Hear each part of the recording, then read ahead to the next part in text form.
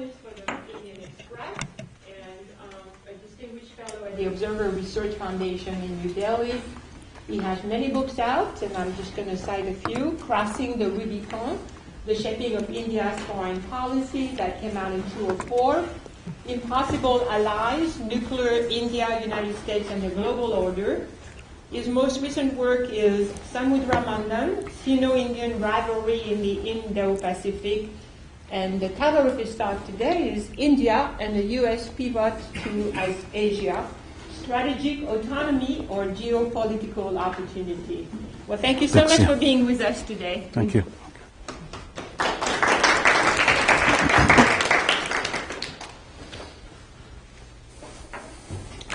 Thank you. Thank you for that introduction. Thank you for all showing up this afternoon. Such a lovely day outside, rather than spend it in the conference room.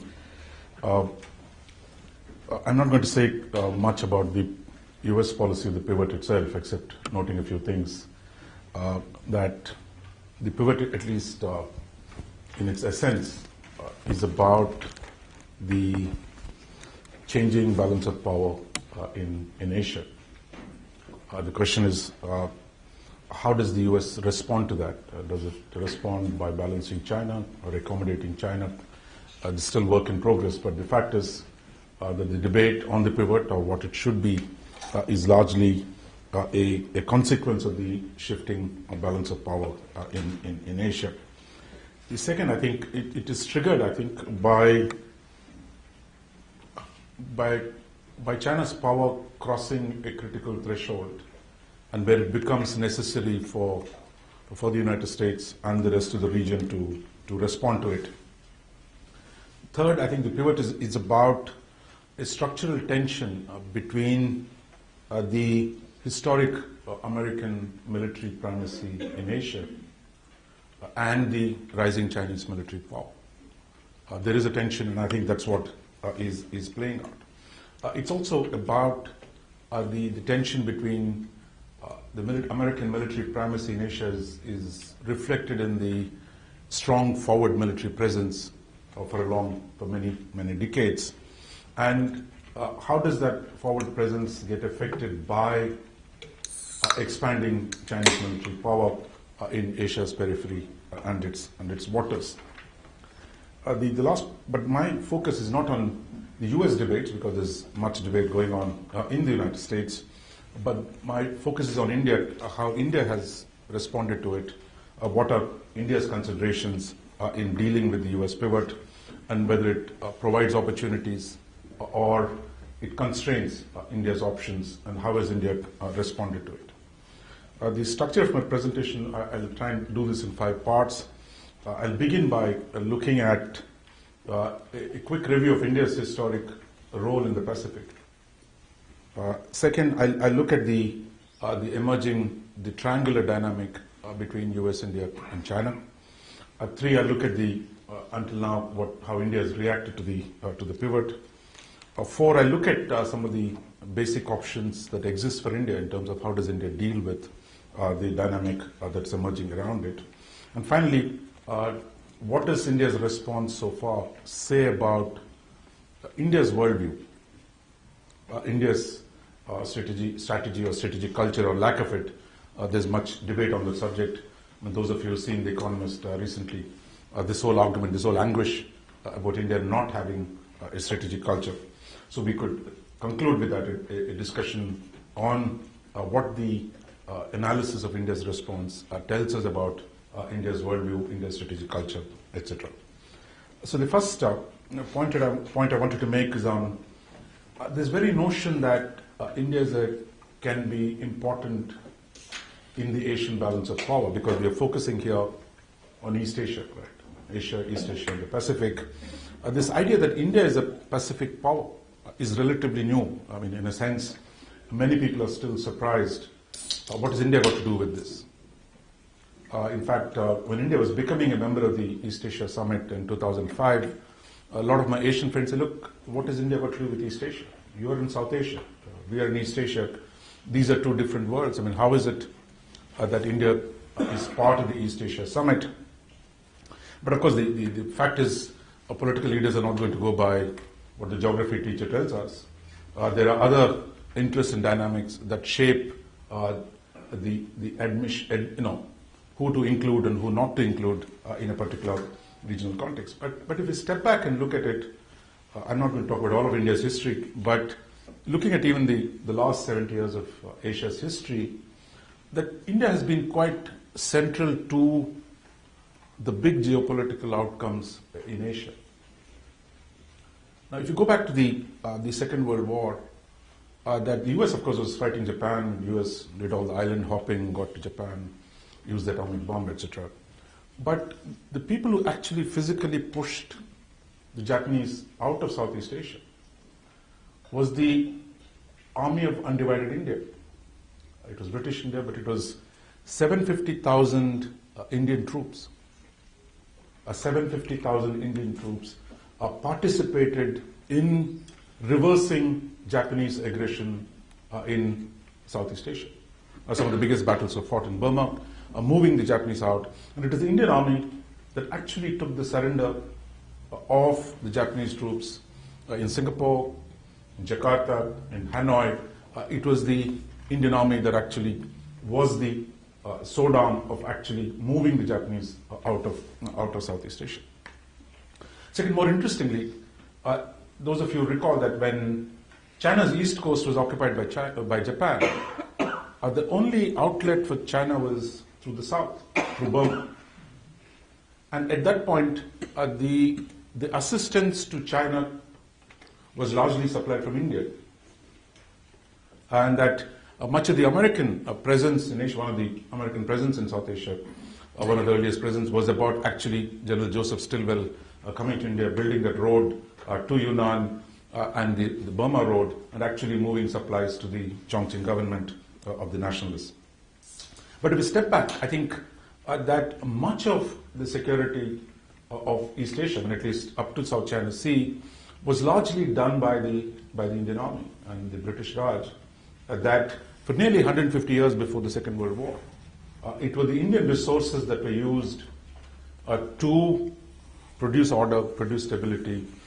Before the Americans showed up, it was the British Raj, and using the manpower and material resources of India that actually produced order, stabilization operations, peacekeeping, all the current jargon. If you apply it back to that century and a half, it was India that was providing security in much of East Asia. Singapore, for example, was part of India till 1867, till the Strait settlements were carved out of United India and made a separate entity. India was central to the larger imperial defense system that existed from Eastern Mediterranean to the South China Sea, that the Indian resources, Indian material, Indian manpower were critical in, of course, under the, shall we say, domination of the British, whichever term you want to use, but it was a combination of British power and the Indian resources that produced order in this large part of the world. Of course, we're not going to go back to the imperial defense system, but what the main point here one is making is that as the balance of power shifts in Asia, the Indian resources, if applied correctly or if applied in a particular circumstances, can actually alter, shape, change the balance of power in East Asia. So that's the one point I wanted to make. So in a sense, India remains relevant, but what we've seen happen is, of course, India was central under the Raj in constructing the security of Asia, but the decline, shall we say, lack of a better term, the relative decline of India in the post-independence period, partly due to the political partition of the subcontinent, as well as India's inward orientation, where India's relative economic strength declined through from the 50s to well into the period when India begins its reforms. So the period of 50 years, India was increasingly marginal to the balance of power in Asia. And if that is changing, many of us assume that, look, in the last 20 years, India's economic reforms has begun to change India's relative weight in the system. So therefore, India would be of some consequence to how the balance of power is going to be shaped in East Asia. The second point I wanted to make was on the nature of the triangular relationship between India, US, and China. This idea that India and the US can work together in terms of the Asian security. I said, after the American involvement in supporting the nationalist government, has largely receded, except for a brief period, when India and the US collaborated, when Communist China, when the US did not have a relationship with China, when the Tibet issue was prominent, where there was significant collaboration between Nehru and the American defense establishment in trying to do some things for the Tibetans. So it was a short period where there was some collaboration, but after that, it tended to go off. And in fact, India's policy actually post-71, when the US and China normalized the relationship, was more about balancing both China and the US. Because China and the US are on the same side, and you have India aligning with the Soviet Union to secure its own interests in the region. So therefore, India was actually balancing against both US and China through the 70s. But in the 80s, again, we see a sense, you remember when Ronald Reagan became the president, where the first year or two was spent saying, look, do we recognize one China, contesting the Nixon's rapprochement with the Chinese, and largely saying, look, we got to build some friends in Asia. And for a short while, you saw under the Reagan administration some interest in India as a balancer, as a potential balancer against China, because for the Reagan administration at least, while China was useful in containing Soviet Union, China was still a communist country whose regime, whose policies were unacceptable. Then it's only, but the 1990s again, in the post-Cold War period, we saw there was more problems between India and the US. Although the Cold War ended, whether it was a nuclear non-proliferation issue, whether it was Kashmir, there was very little positive during that period in terms of the geopolitical side of it. But it's only with the advent of the Bush administration that you see, if you remember the first few months of the Bush administration before 9/11, the focus was on Asia, the focus was on how to deal with the Chinese power, and the idea that India can be an important partner for the United States was put back on the agenda in the period. But 9/11 moved the US back to Middle East, and it's only in the second term of the Bush administration that you see actually a serious effort being made to build a partnership between India and the US that involved the Defense Cooperation Agreement, there was the nuclear deal, and a range of things that happened under Bush. And it was widely assumed that, look, the American willingness to break the nuclear rules to help India was largely based on the political calculation that, look, a strong India would be important to deal with the power of a rising China. But that was the subtext. Now, this idea that, look, that India and the US might join to balance China, though it was not publicly articulated by Delhi or Washington, it was a constant theme in the Chinese media, Chinese discourse, that are India and the US getting together? How should China deal with it? So therefore, what you had then is last 10 years, the expanding cooperation between India and the US, and the uncertainty in the relationship between US and China on the other, have produced a condition where many have assumed that India and the US are going to be natural allies or something like that in dealing with the Chinese power. But what we've also seen are some of the disappointments in the last 2 years. Those who say, look, that is India ready for such an alliance? Is the US ready for such an alliance? So you've seen some backtracking, some sense of disappointment that whatever the ideas that existed in the second half of the last decade have not gone according to script in the developments since then. So that brings me to the third set of issues, which is what is India's response to the pivot so far? To put simply, I think in one word, it is strategic ambiguity. That India has not criticized the pivot, it has not endorsed the pivot, it has not welcomed the pivot, but quite happy to take advantage of the US concerns about the rise of Chinese power and see how you can build on that opportunity, the geopolitical opportunity that it presented itself. While formally India has not taken a position on the pivot, it's an active issue that's being debated in India with great intensity, and the sense that the tension between US and China is going to open up opportunities for India, is fully understood. And what we've seen, for all the disappointments, the vector of India-US cooperation has significantly expanded. It's moving forward, not at the pace that most of us want, but nevertheless going forward.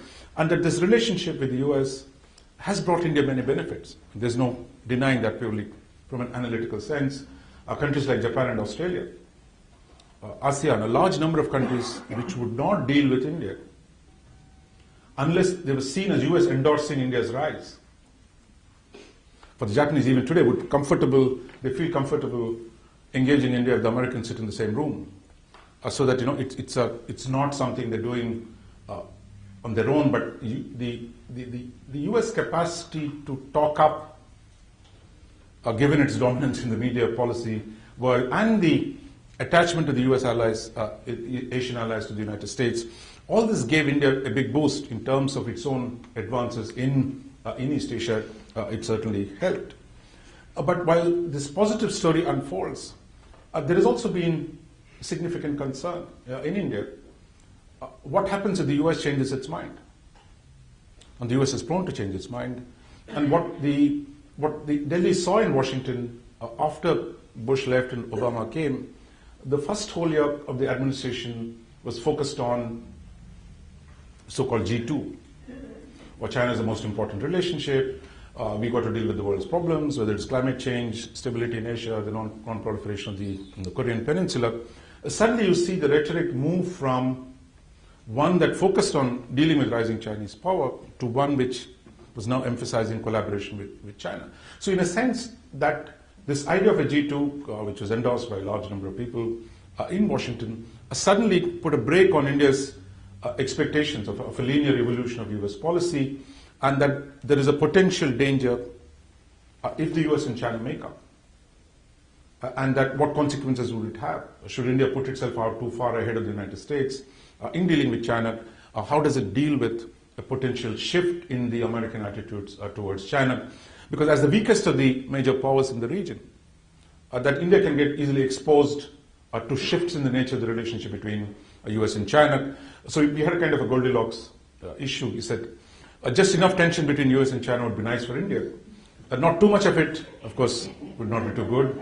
But too little, or there's too much of warmth between the two of them, then it's a serious problem. So as the weaker power, that India's expectations of what might happen between US and China became a problem, and that introduced a significant uncertainty into how India itself was going to deal with both US and China.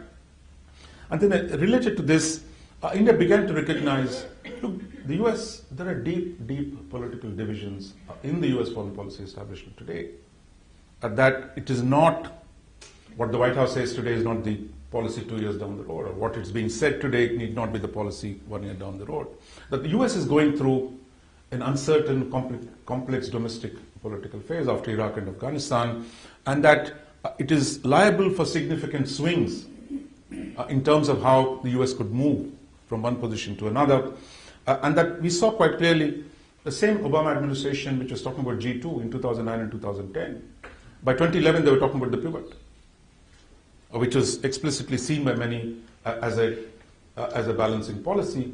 So therefore, you had within the same administration, in the first 2 years one policy, in the second 2 years another policy. So therefore, the volatility in the US worldview and its approach to Asia was a significant factor that India had to take into account. And then the economic crisis we saw in the US, the question of whether the US can sustain the pivot, what happens with sequester, cuts in defense expenditure. So all the arguments about sustainability of the pivot became an important issue in the Indian debate as well. And in the same period, we also saw the significant expansion of India's relationship with China. Because what India saw was that, look, we were the last ones to figure out that you could make money on China. What India was the exception to rest of Asia, in a sense, it did not have a deep economic relationship. But the logic of Chinese expanding economy, India's own needs, we began to see China suddenly emerging as India's largest trading partner, largely completing the general picture in Asia, where India is now very much part of it.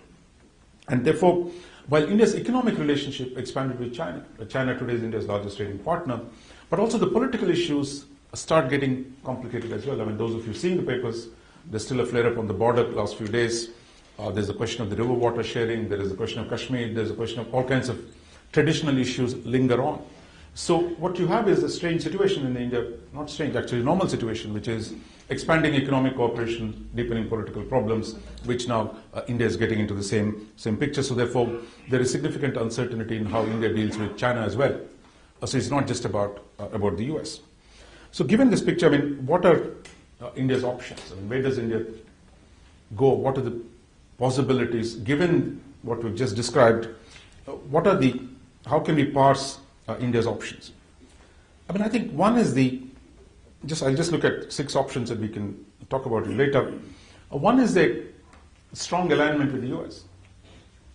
Because China's power is growing very rapidly, the gap between India and China is growing.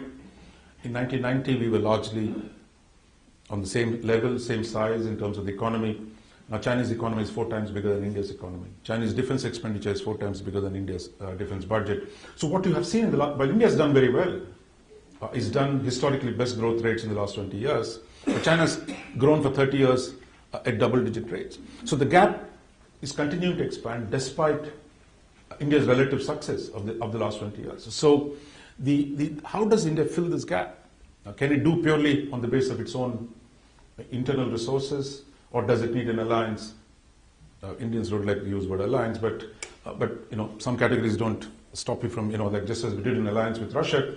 There is also the question of that, do you need an outside support to deal with the rising Chinese power? So if you pursue that logic, it quite clearly takes you, irrespective of the ups and downs of the policy, a stronger alignment with the US and the West remains an important option for India.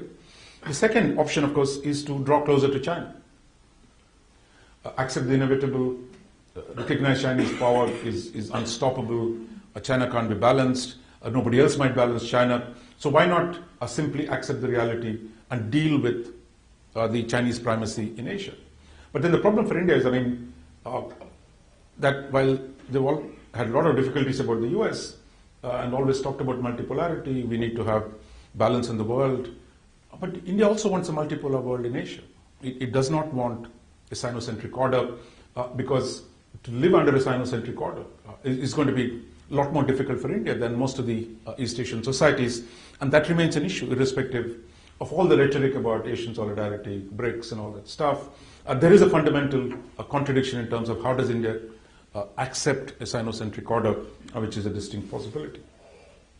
A third option is, of course, is to play both sides, that engage both. I think for the policy in terms of, you don't know how these two are going to behave, the big boys. So keep your options open, engage both sides, simultaneously expand relationship with both, and to see how this plays out. So retain your flexibility rather than trying to take sides one or the other.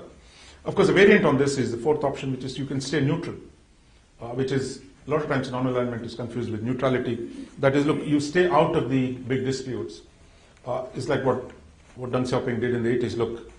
You stay out of the two superpowers rivalry, you kind of build yourself up and to strengthen yourself rather than to take sides and get into the crossfire between the two. And linked to this is the fifth option, of course, which is focus on raising India's own independent profile in Asia. After all, Asianism was quite central to India's worldview, and one of the first things Nehru did after India's independence was to take this initiative towards building Asian solidarity or working with the various Asian societies. That, of course, did not go too far thanks to the Cold War. But today, in the context of India's economic globalization, deepening ties with Asia, why not revive the Asianist identity and try and build a collaboration with the rest of Asia, and that creating these institutional structures which are today beginning to happen, use those structures to deal with the changes that are taking place. And lastly, the sixth option, of course, is to think about that building a coalition of medium powers. That is, you don't leave it entirely to the US and China to decide the fate of Asia. That you work with the other powers.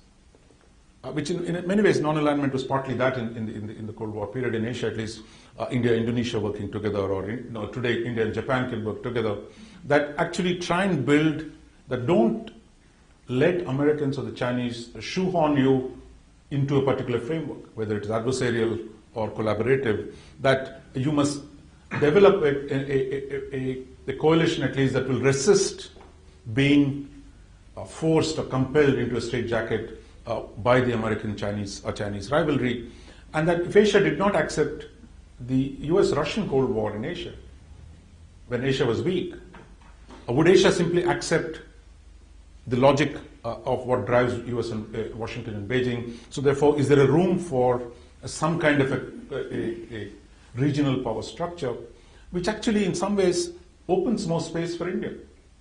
Like when we sit down with the Japanese and the Americans say, look, you become an American agent, or you just a pawn for American policy. But if India, Indonesia, and Japan say tomorrow sit down together and say, look, we are Asians, we are talking about our interests, and then I think you begin to construct a narrative that could be slightly different. Of course, this is not easy because the pressure from the big boys is going to be so strong, but that given the experience of the 50s, can be replicated in some other form, that you bring the middle powers together and to block some of the negative consequences that will arise from Sino-US collaboration or Sino-US rivalry.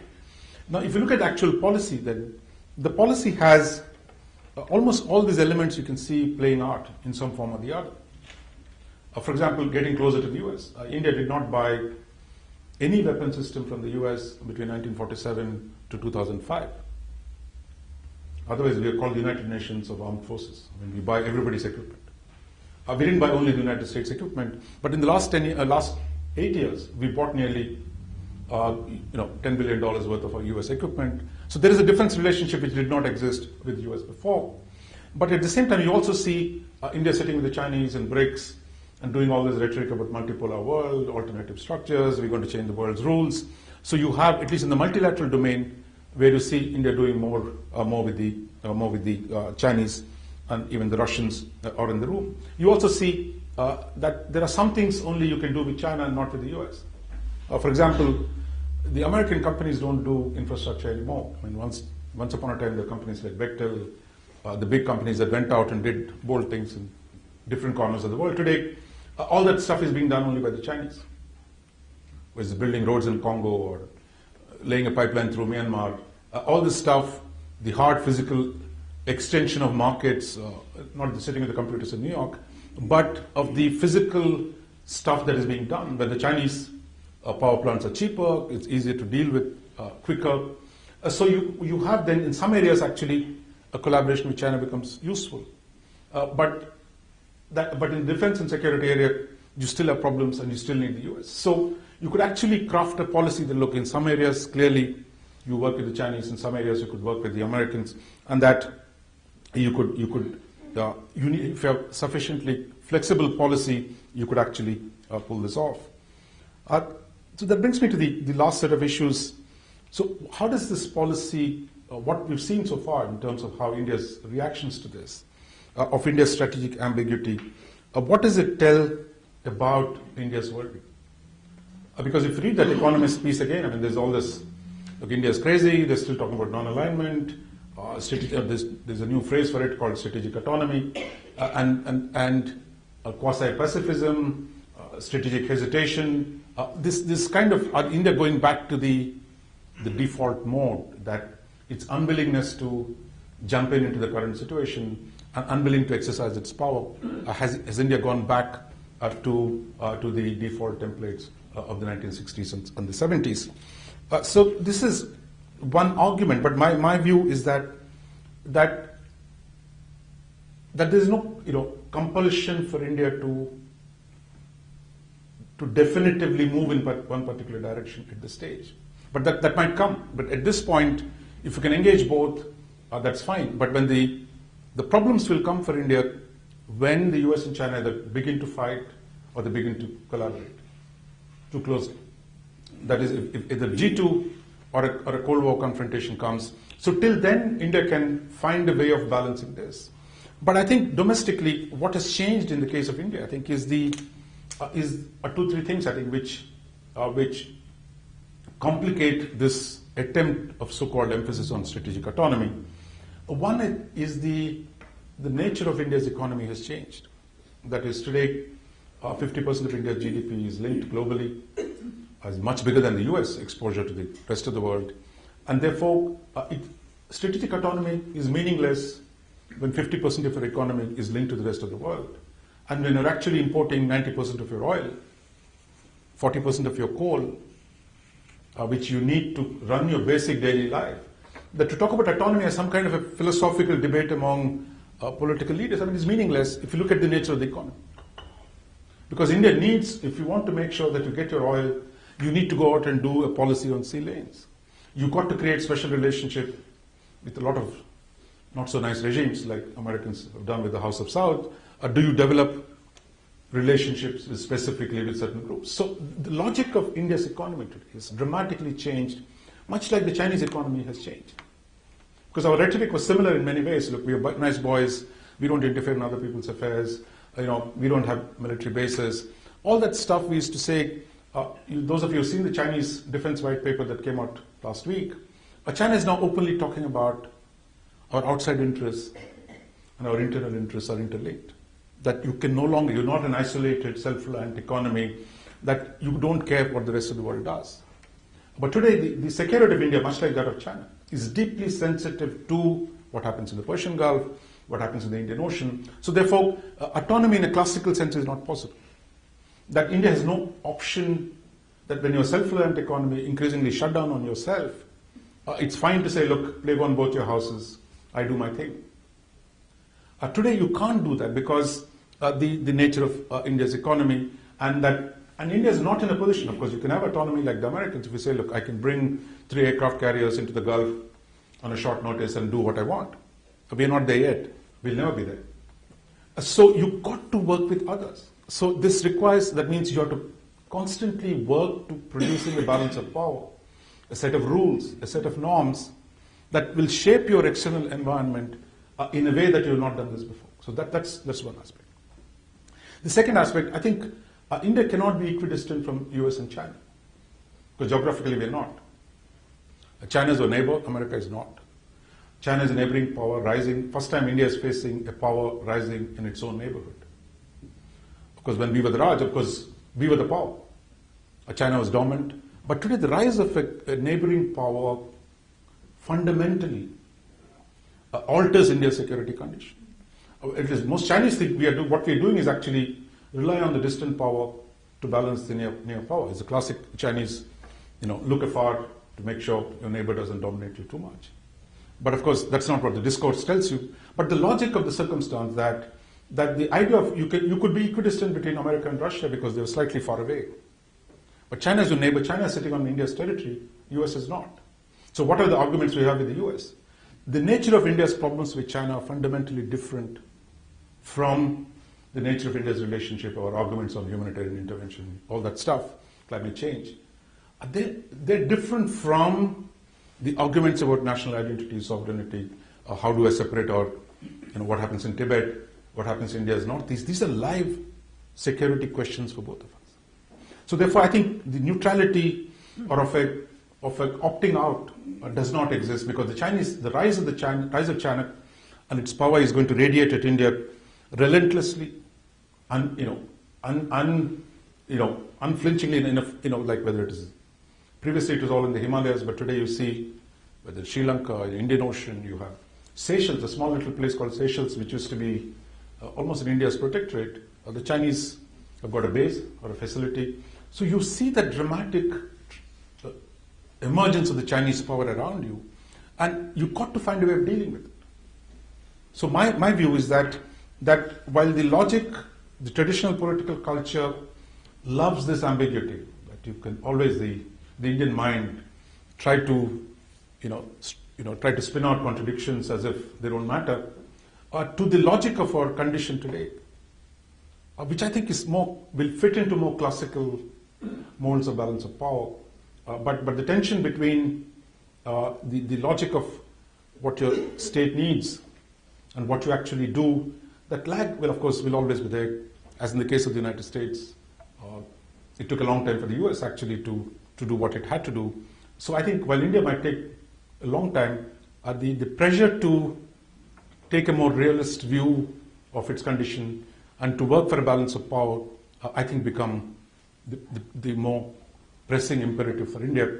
And what we're going to see in the next few years is how does this play out given the domestic politics that goes on, the contending views within India, and the lack of leadership at this point. But all this could change, of course, if we had a strong leadership. We could see very different outcomes. I think I'll stop here.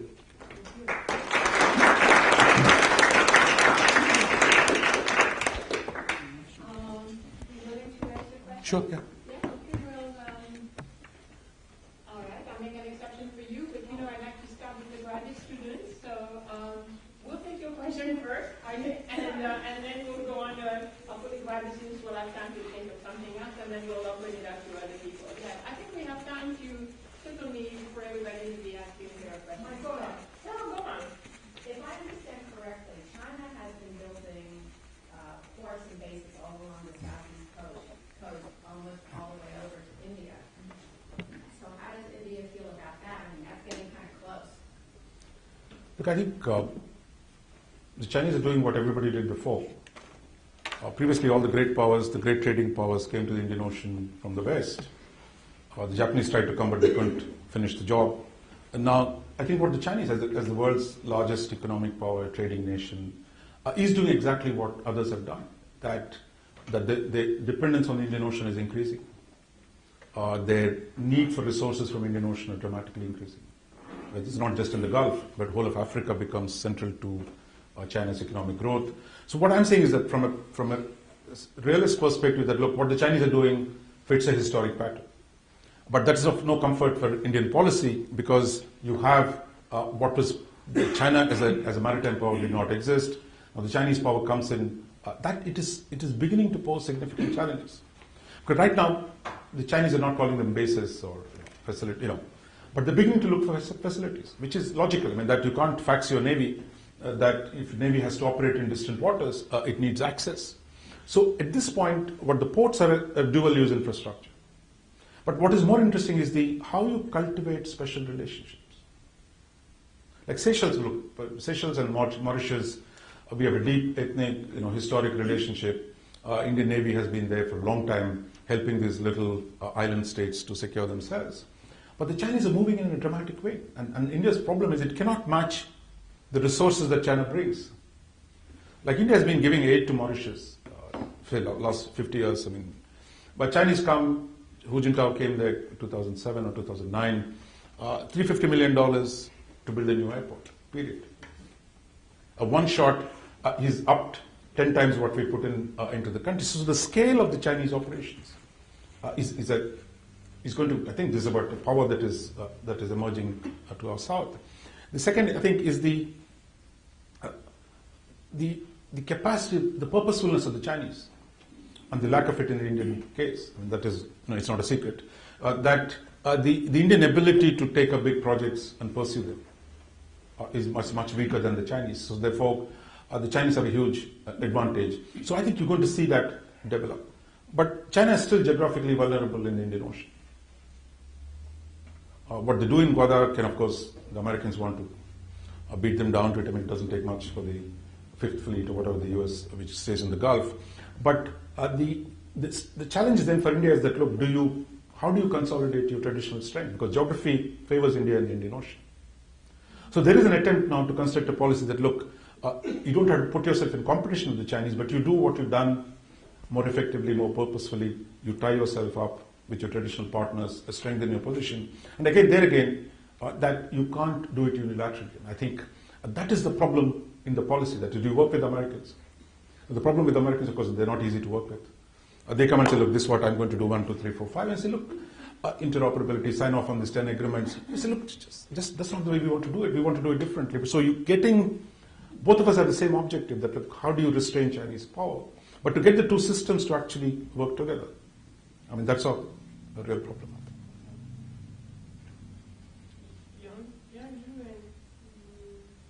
Yes.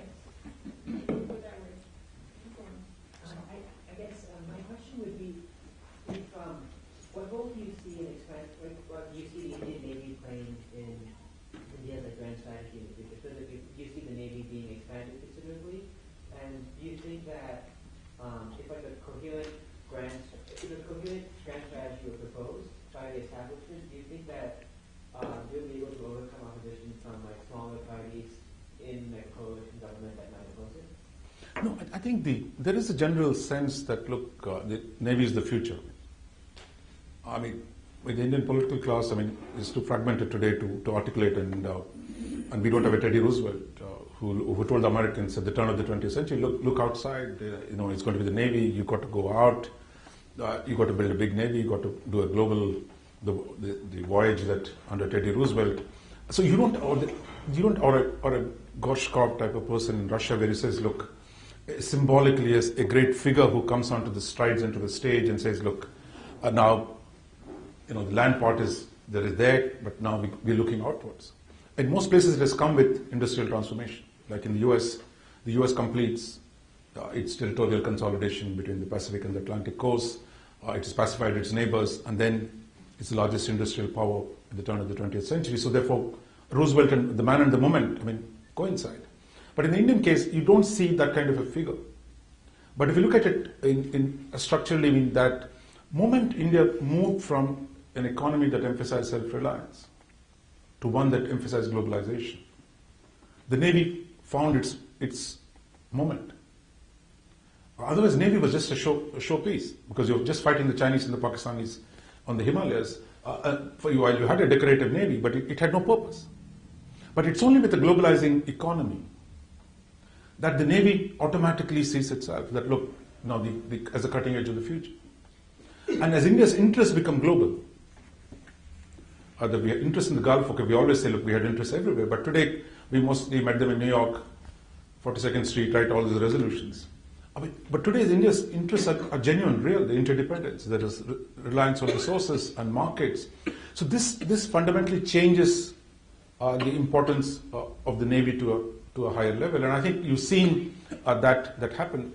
And there are people who think that, look, the only way to get leverage against the Chinese in the north is actually you strengthen your Navy, you work with the Americans, find ways in which you can threaten Chinese interests, because the Chinese have long lines of supply to the Indian Ocean. So therefore, the Chinese vulnerability can only be exploited by the Navy, while the Army can at best do a holding operation.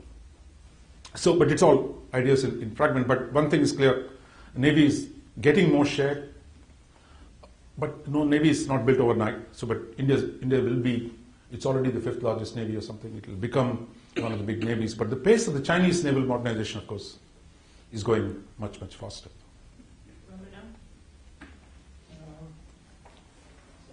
Three sort of interrelated points. From the history that you gave, so Indo-US relation is very interesting.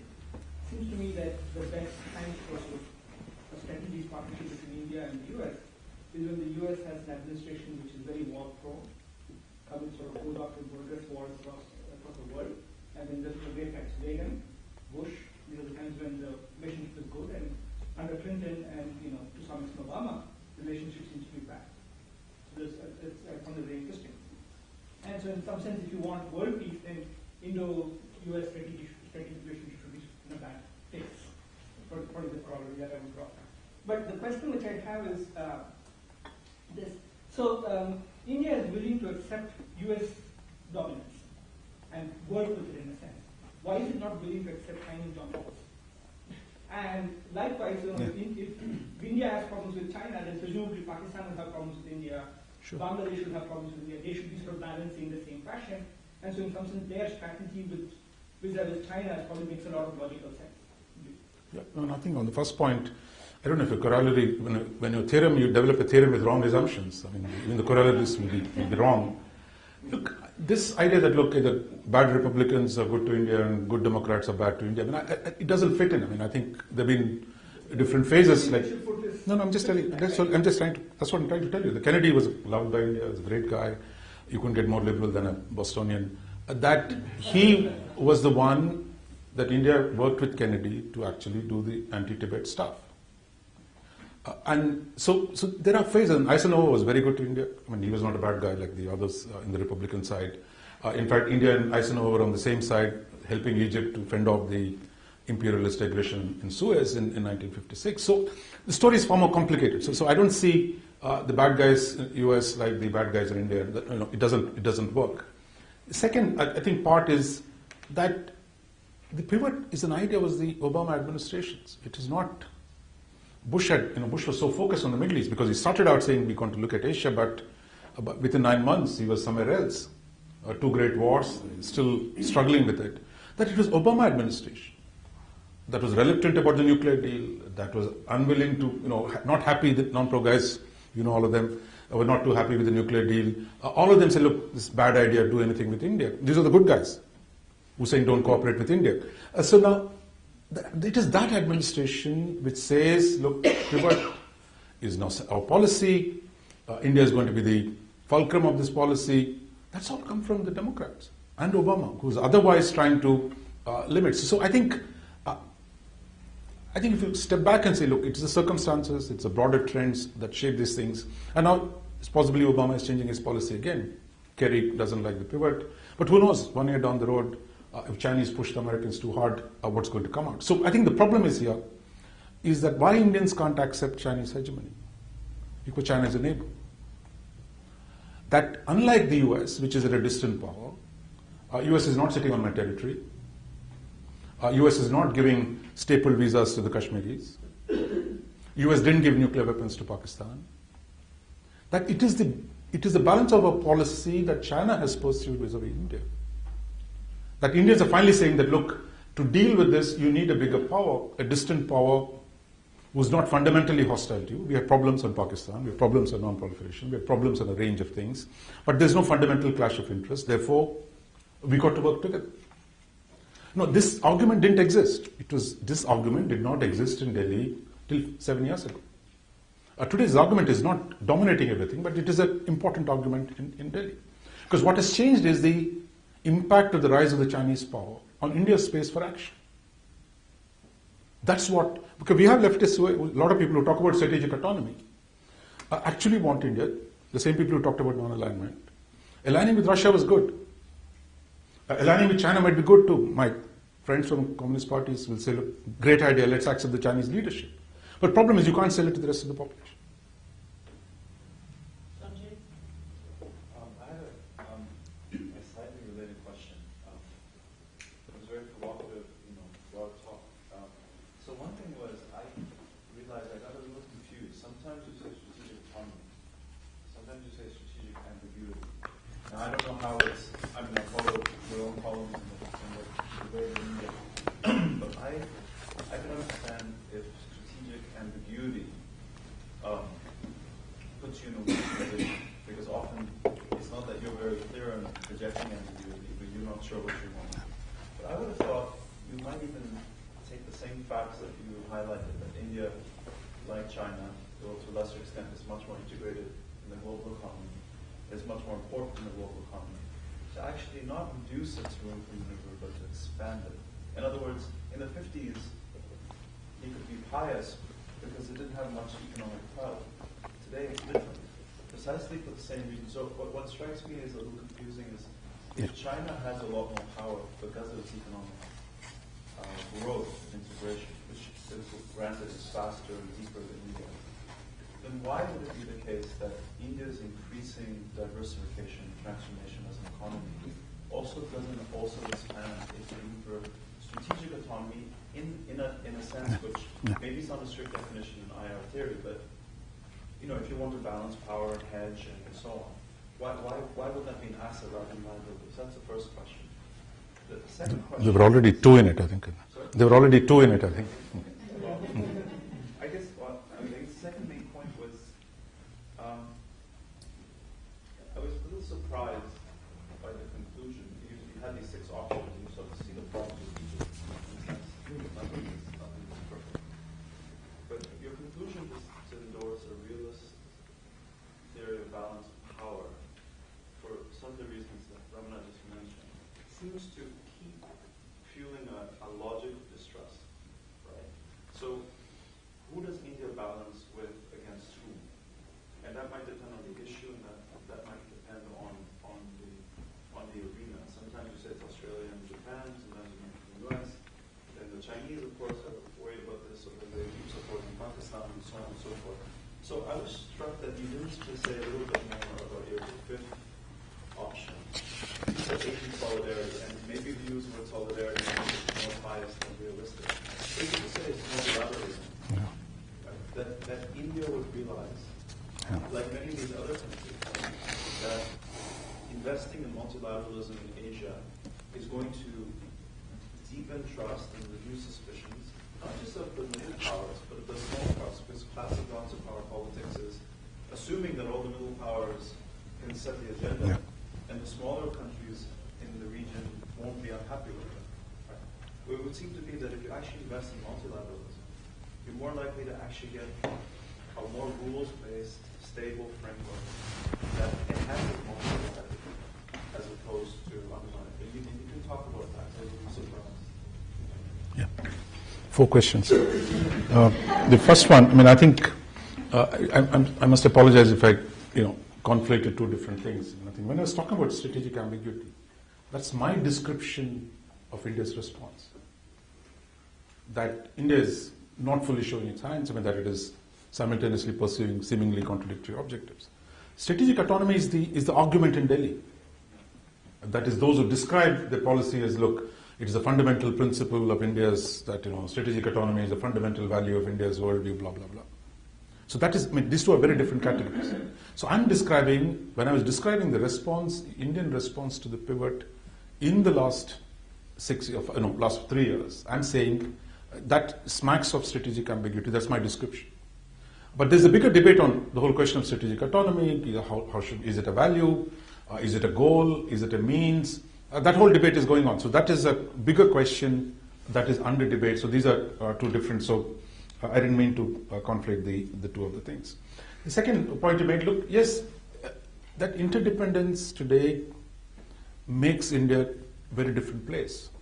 I have no disagreement. In fact, that was one of the main points. That this interdependence also generates fears.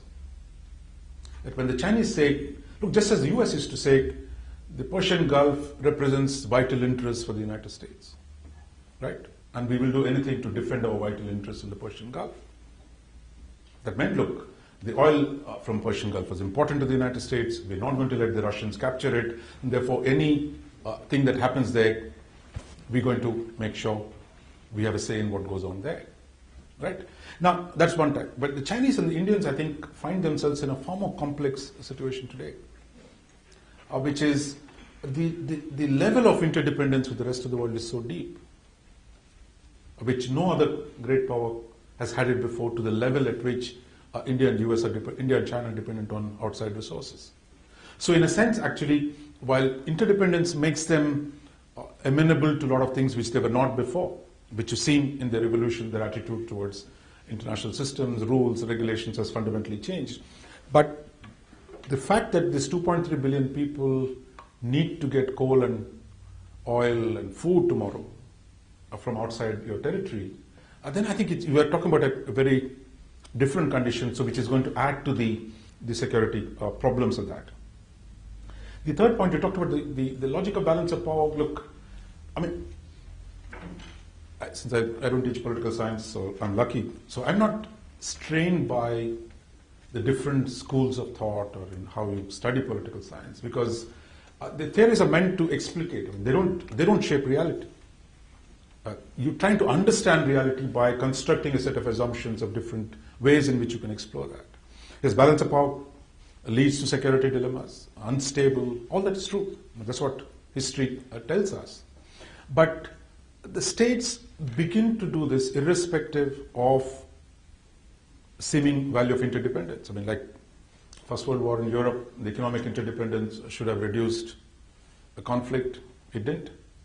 So it's not as if the logic of interdependence will automatically produce good behavior by everyone, and that we've seen that it doesn't happen. So now that's a big issue today in Asia, that what is it, China and Japan, each other's largest trading partners.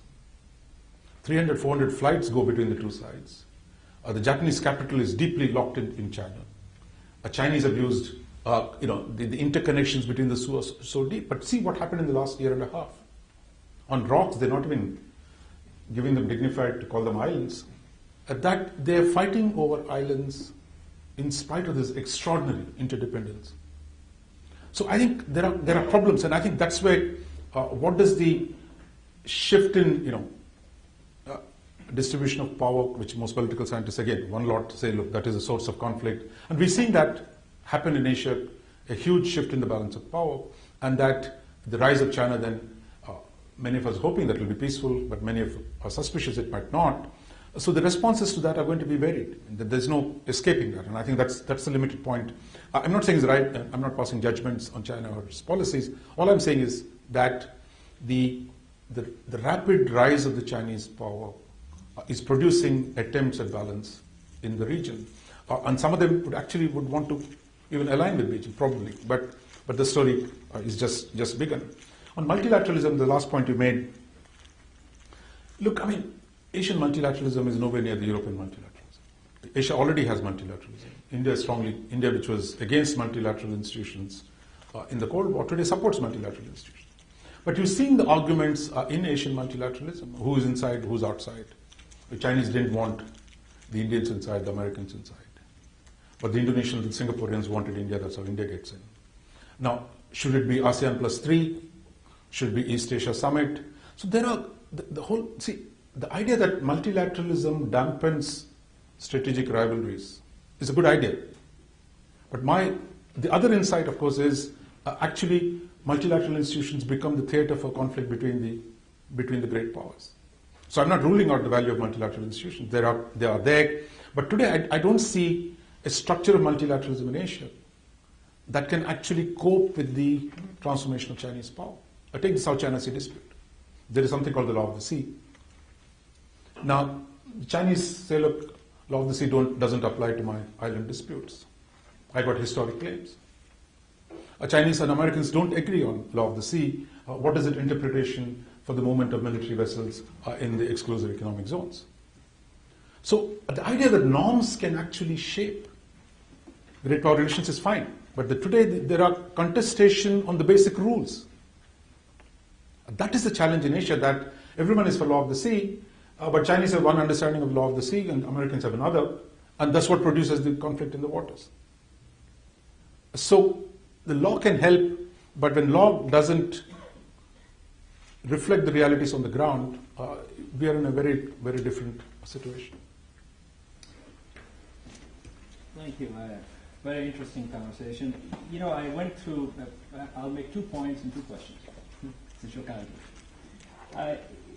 The 6 options that you presented, it seems to me it gives an impression of a failure scorecard of the last 70 years, because India has gone through all of those options over the last 70 years. And if it's still circling in that circle, then the circle is going nowhere. India started in 1948 with India, Hindi Chin Bhai Bhai. And so from the brotherly relationship to 1962, India invading China, and of course, we know the outcome. And so what you have here is the scorecard. China invading India. No, India invaded China. I'm sorry, your history is wrong. We'll discuss it another time. That's what the Japanese are saying right now. So. They don't know who invaded China, so it's okay. These things.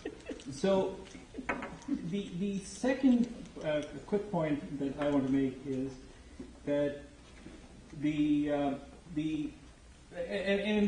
just to finish that point, India pursued the non-alignment movement with Marshal Tito and Castro and went all sorts of different ways, and nowhere the results from your perspective, it seems like nowhere they're showing up. So I have 2 questions to ask, and one actually builds up on the question the gentleman asked, and I don't know if you answered it. And that was India has managed to engage in warfare with practically all of its neighbors, including Nepal. And so what you have here is you're talking about India trying to contain China when India doesn't even want to have friendly relationships with its neighbors. or not extending it in a way that it would balance out. So that's one question. And the second question is, you didn't mention anything about the latest statements out of China that they want peaceful relations and coexistence. It was this was like 2 weeks ago or 3 weeks ago. The Chinese new president made this statement. What's your thought about that? That the Chinese are trying to say no wars in Asia because that will take Asia nowhere. And if Asia needs to rise economically and solve Asia's problems, then peace needs to exist. And by the way, that also means peace in South Asia between India and Pakistan and India and Bangladesh and India and Sri Lanka and so on and so forth. Yeah, I mean, I agree with you that we are the Yankees of South Asia. Nobody likes us. So that you have a strong nation, and you're not loved by your neighbors. In the US, you can ask the Americans; they'll tell you what the image of the US is in the Western Hemisphere. Even the Canadians. Yeah.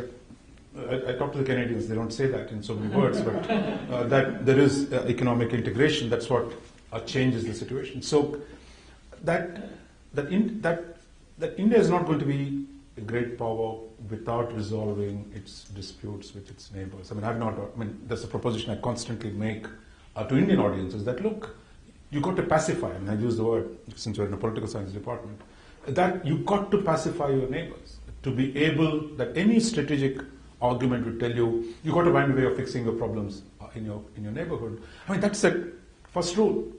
That I think the problem in the subcontinent has been that these are not normal neighbors, that the partition of the subcontinent produced a set of outcomes that we're struggling to come to terms with. And I think that it is India's responsibility as a larger country, a country that is now growing, that it has to find a strategy, it has to find a way of overcoming the bitter legacy of partition, rebuild a different relationship with Pakistan and Bangladesh, and provide a structure in which its smaller neighbors like Nepal can prosper, can partake in India's economic growth. I mean, that is actually a strategy that India should pursue. And I would say, in the last 10 years, I think we've certainly not succeeded in this direction, but I think if we look at India's economic relationship with the most neighbors, has significantly expanded, including with Pakistan. That the trade is, in the last 6 months, it has boomed. With Bangladesh, hopefully if our parliament functions, you might actually get a boundary settlement, which has been negotiated and waiting parliamentary approval. So I think if you look at India's policy, there is a recognition of the critique that you made. I mean, that's not a new critique. All our neighbors always tell us that. The ugly Indian. I mean, that is a common theme. So now, the last 10 years, I would say, the Indian policy has been to consciously overcome many of these. And the fact that India is growing fast today has given it the options to think more broadly, more imaginatively, more generously. And I think that shift is work in progress, but that is happening. Second, I think in terms of Chinese president, what he said last week, that this week the Chinese troops are in Indian territory. Of course, Chinese think it is their territory. And the fact is, there are structural problems between India and China. And I think that is the point one is making, that like just as Pakistanis and Indians will always have problems till you sort out Kashmir or various issues, that until you solve the border problem, India and China are going to have problems. That the Chinese think Indians are interfering in Tibet. There is a government in exile, sitting in Dharamshala, that if they did that with us, of course, we'll go ballistic. But we say with a straight face, Dalai Lama is not a political figure. They say, oh, I see, they don't believe it, but they take it. So there is a structural tension between China and India, which is both of our respective territorialities cannot be complete without a grand resolution of the issues on the boundary. So it is not just where you draw the line. It's also about the nature of India's relationship with Tibet. It's the nature of our understanding of the China's relationship with the Kashmir, with Ladakh. That the creation of these new boundaries have produced a structural tension between India and the core conception of state is territoriality. On that, China's territoriality is not complete. Our territoriality is not complete. And that is what leaves us in a continuous state of disputation. And the tragedy of the last 100 years has been repeated attempts at China and India to say, look, we got to be brothers, we're Asians, all that stuff. Every time you try to do something, it falls apart. That's been the pattern through the last 80 to 100 years. So, but today the difference is that there is economic cooperation, there's more engagement, which we didn't have any relationship. We used to be like Pakistan. We used to tell the Chinese, look, no trade till you give me my territory back. But today, they're our largest trading partners. So that's a change. The change was not there 10 years ago. So I think the structure is changing, but the core problems remain. And the question is, how do we overcome it? 2 more questions. I know there's one here. Before we take a question, is there a student who would like? Okay. Okay. So, sorry that it goes with that. This may be a naive question. This might be an advantage, actually, not being a politician. But do countries that share the same political system have certain natural tendencies to form alliances? And so, I mean, would India have an advantage in forming alliances with other democracies? Would China have alliances, an advantage in forming alliances with like African dictatorships? And if those natural alliances do exist, then how would you see them playing out as far as the balance of power between the U.S. and China? Look, I think this idea that, look, I mean, it's a big theory in political science. I mean, I don't want to venture in that direction, but through the Cold War, there was no alliance between like-minded countries. Maybe in the Euro-Atlantic world, yes. But you remember NATO had countries like Greece, which was a military dictatorship. There's something called Turkey, which was a military dictatorship. So this idea that, look, only ideologically similar countries will formulate alliances is not borne out by recent history. That the threat was overwhelmingly about the communist threat, and that if it must include some sons of bitches of ours, we will include them. Right? It didn't matter what value the son of a bitch had. So similarly, India, the US was aligning with dictators in India's neighborhood. India was aligning with the Russian communists. And of course, we were dining and dancing with all the third world dictators in the non-aligned movement. So this idea that somehow you automatically produce shared values, produce shared alliances, I'm not so sure. And that today, for example, it is relevant, the question you asked. The Japanese have been talking about, Abe, for example, talks about a democratic alliance in Asia. When he was Prime Minister, we set up this group of 4, US, China, US, India, Japan, and Australia, which was supposed to be these Asian democracies getting together. But then it fell apart so quickly, because Australians thought, look, we can't upset the Chinese, so they walked away. The Americans were very afraid that, look, the Chinese will not help them, or North Korea. So you tried building that, it didn't last long. So therefore, it's not clear that it automatically produces cooperation between like-minded countries. In an abstract, yes. But in operational terms, if I want to build an alliance against China, theoretically, why would I want to keep Vietnam out of it? By saying we are all about democracies. So there is a problem. I mean, it is, while values is important, shared political systems is important, it will make it easier to build alliances. So I would say it's sufficient, it's not enough to have shared values to build a coalition. Last question. Thank you for your very, very outstanding talk. I appreciated your very insightful and balanced description of India's relationship with the U.S. and U.S. leaders of both parties. That was greatly appreciated. I wonder if you could make a few comments about BRICS and what this organization, how has it benefited India, and do you foresee it expanding to include other countries? Look, I think the BRICS, let me just give a little history of that, which is actually the BRICS came out of a thing called RIC. From 95, 96 onwards, the Russians, starting with Primakov, who was then the Prime Minister, saying, look, American hegemony, unipolar world, so we got to do some balancing, so we must have the other powers coming together. So which was, it was a Russian idea to get China, India together into a grouping called Russia, China, India, the strategic triangle. But initially, the Chinese were not interested at all. So Indians were also not interested, because the Chinese saying, look, what have Indians got to do with it? If we can do something bilateral, you don't get the Indians into it. But thanks to Goldman Sachs, the idea suddenly gained ground. in 2000, the beginning of last decade. And then the Russians now saw it, they brought in, there's something here we can build. So while Russian foreign ministers started talking in 2003 or so, the Goldman Sachs idea, then the Russians brought the Brazilians in. It was still, for the Russians, it was still a political idea that, look, we got to get the big boys, the middle powers, shall we say, at least there's an alternative grouping to the United States. Whether they do much or not is secondary, but the very idea that they meet, we can do something. Then the Chinese brought the South Africans in. But now many people say, look, the South African economy is nowhere near the size, it doesn't work. But the fact for the Chinese, it was a way of expanding their influence in Africa. It has nothing to do with the BRICS. Because today you see the partnership between South Africa and China is pretty strong. Now, what's happened with this forum, which has started out very lightly, then you had the Goldman Sachs interlude. The Russian interest in this grouping is to essentially keep poking a finger at the American eye. It's a nice way of sparring with the Yankees. But for the Chinese, have changed the framework. Now they're focusing on the economic side. They talk about a BRICS bank, a developmental bank. Now that has frightened the Russians. If you look at the last meeting, Indians and the Russians were very uncomfortable. The Chinese were saying, "Oh, we'll set up the bank. Oh, distribution of money, is there a problem? I'll pay for all of you. All of your partners, but I'll pay for Brazil if Brazil doesn't have the money." So now, there are people arguing in Moscow, in Delhi, who say, look, do you want to build an alternative institution that's run by the Chinese?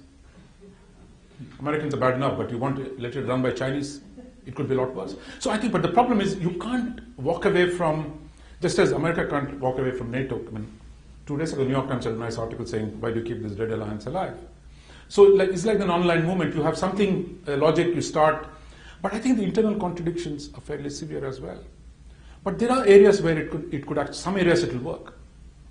For example, now, if the Chinese are providing cheap aid, if the Chinese provide, in currency transactions, I'm not a finance guy, so I don't know deeply, but if the Chinese say, look, we can trade, we can manage your trade deficit by trading in my currency, you can cope with some of the financial pressures that are coming on you. So there could be specific cases of shared interests. There are also possibilities like if Russia is an energy supply surplus country, India and China are not. So you could think of those kind of collaborations, but right now, the problem in the BRICS is how do you deal with the Chinese, the unevenness of the distribution of power within the BRICS. India and Russia are no match for the Chinese. As I said, Chinese are 4 times larger than India, and the Chinese always know that, look, the Americans are trying to talk to them. Let's do a G2, no? When Kerry goes there, he says, look, special relationship, let's talk about managing the world. So for the Chinese, it's a convenient tool that use these smaller boys to negotiate with the real hegemon. So for the Chinese have it, in a sense, much stronger play in this. And I think the Russians and Indians are quite uncomfortable, but then it's a charade that will have to go on for some more time before the actual contradictions play themselves out. Thank you very much.